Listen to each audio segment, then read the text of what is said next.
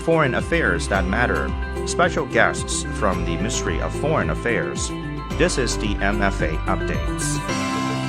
สวัสดีค่ะ Welcome to Radio Thailand MFA update.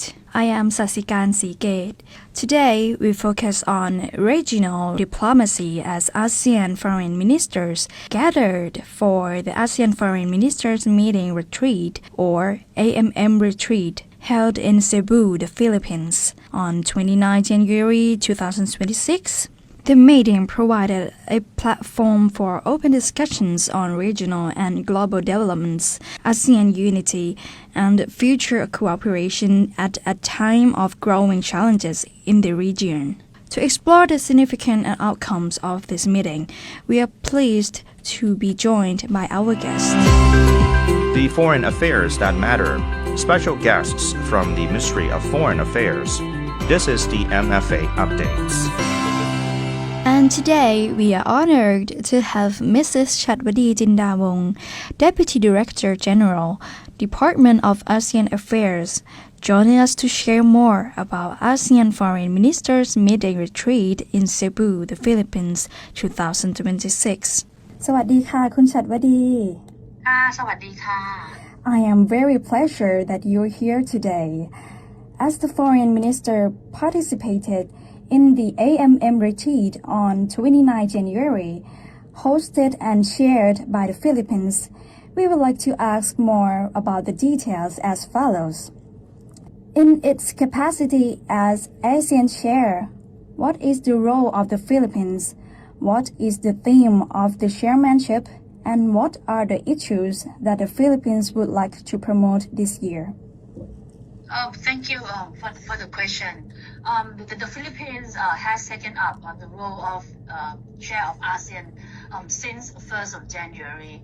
And the chair of ASEAN has a very important role in shaping and setting the direction of the work of ASEAN in each year. And I would say that it's not about just coordinating, but it's like a conductor who orchestrates the work of ASEAN the whole year.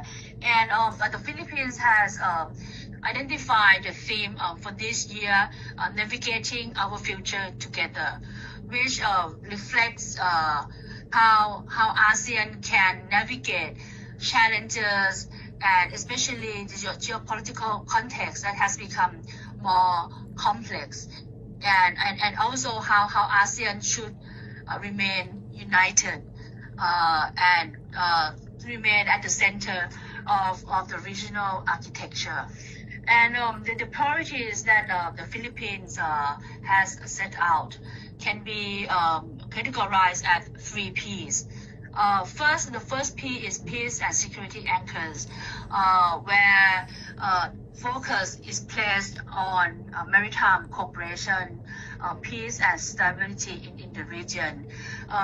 Deliverables that the Philippines has shared with us as their priority for this year, for example, is the establishment of the ASEAN Coast Guard Forum, the conclusion of the Code of Conduct in the South China Sea or the COC, and how ASEAN should address the challenges arising from the use of AI in all its aspects.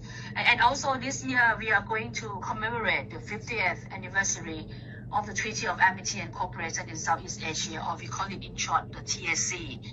And the TSC has laid out the principles how ASEAN member states should engage with each other and how we also engage with our external partners.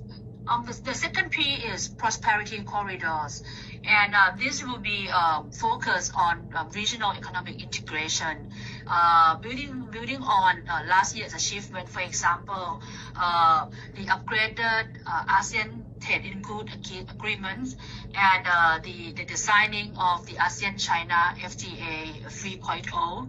And that will be important milestones also for this year. For example, the signing of the Digital Economy Framework Agreement, the conclusion of the ASEAN-Canada FTA, and other economic issues that are on the agenda of this year's Philippines chairmanship is ASEAN regional payments connectivity, enhancement of capacity of ASEAN MSMEs. So these are the examples of economic agenda. The third P is on people empowerment and inclusion.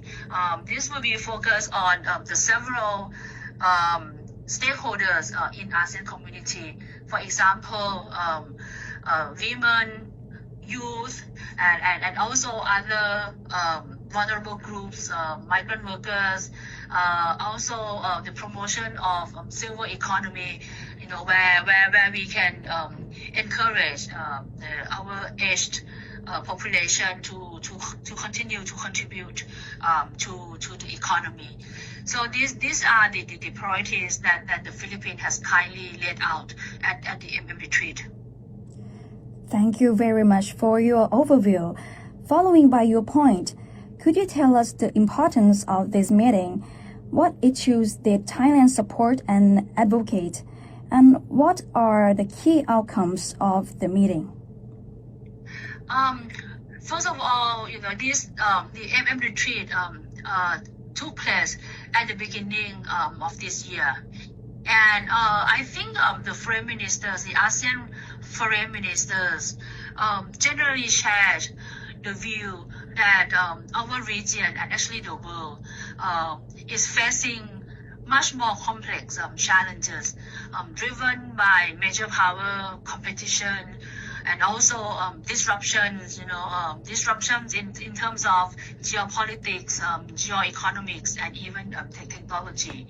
And we are also facing erosion of multilateralism, rules-based order, and I think there is quite a consensus among the ASEAN foreign ministers that ASEAN must remain united in responding to all these challenges, and to be able to effectively address these challenges. Foreign Minister Sihasa has presented 3 strategic issues that ASEAN should focus on. We call it three R's. And the first R is regionalism. And we believe that ASEAN should bring our regionalism, our regional integration to another level, which means ASEAN member states may need to be able to align national interests more closely with collective regional interests in a complementary manner. And second R is resilience. And when we talk about resilience of ASEAN, it means ASEAN must be more effective and has to improve the way it works so that it can respond and react to challenges more effectively and in a more timely manner. And in this regard, Thailand has proposed an idea on formalizing mechanisms like the Troika, the ASEAN Troika, and the Friends of the Share to help the share in navigating and addressing challenges and in addressing issues that affect our region in a more timely manner. The third R is relevance, because as I mentioned earlier, the multilateral rules-based order is under strain. So it's a challenge for ASEAN how we can remain relevant in this geopolitical context where we face competition among major powers. So to remain relevant, ASEAN will need to have a common view and speak with one voice in many issues that affect our region, and ASEAN should be in the driver's seat in solving issues or problems within the region. This will help us prevent external intervention or interference. And another issue that Foreign Minister Sihasa has very much focused on is the situation in Myanmar. Especially in the context of the post-election landscape. And this is partly because peace and stability in Myanmar would affect ASEAN as a whole. And even though the foreign minister did not really have an agreement on how ASEAN should have a position, of how ASEAN common position should be on the election in Myanmar, but I think there is a general view that hope for a general view on the hope to see positive outcomes on the ground following the election, and Foreign Minister Sehasang also got to reflect to the meeting that the election in Myanmar is not an end in itself, but it should be viewed as part of the broader peace process and part of a political transition in Myanmar. And this should be an opportunity for ASEAN to have a calibrated engagement with Myanmar in advancing the implementation of the 5-point consensus and to bring Myanmar back to ASEAN affairs, because Myanmar will remain an integral part of the ASEAN family. Thank you for giving us a clear picture of the discussions at a regional level. With those outcomes in mind, what benefits will Thai or Thai people gain from this meeting?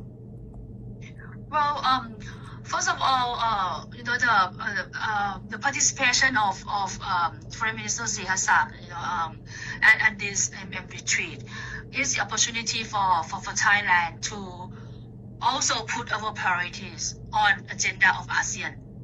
And for example, the issues on combating on online scams, we can build on last year's international conference that Thailand hosted on combating online scam, and we also proposed that outcomes from the conference last year be fed into the ASEAN mechanisms so that we can forge concrete cooperation among ASEAN countries. And this is very important because online scams are transnational and transboundary challenge where Thailand alone cannot really tackle, and we would need very close cooperation from our neighboring countries. So this is the opportunity for Thailand to continue and to keep the momentum of the work on combating online scams in ASEAN, and also even on economic front, Thailand is the chair of the negotiating committee of the Digital Economy Framework Agreement, and we use this opportunity to push for concrete progress so that we can have the framework agreement signed this year, and this will open up a lot of economic opportunities for MSMEs in ASEAN. And thirdly, as I mentioned, even on the issue of Myanmar, because Thailand shares a very long border of Myanmar, and we must work with Myanmar in addressing many challenges like drugs or even environmental issue, border trade, online scams. So I think we need to get ASEAN collectively to recognize these kind of challenges and how we have to engage Myanmar in solving these problems. So I think the participation of Thailand at the AMM retreat can help us drive Thailand's priorities and put Thailand priorities on ASEAN agenda for this year. Those are very important points on how regional cooperation can benefit Thailand and Thai people. And thank you very much, Mrs. Chatvadee, for joining us today and for sharing your valuable insights. I believe that all of this information is very useful to our listeners. And it's such a great honor to have you on MFA Update program today. สวัสดีค่ะ The foreign affairs that matter. Special guests from the Ministry of Foreign Affairs. This is the MFA Updates. And that was Mrs. Chatvadee Chindawongse, Deputy Director General, Department of ASEAN Affairs, discussing the ASEAN Foreign Ministers Meeting Retreat.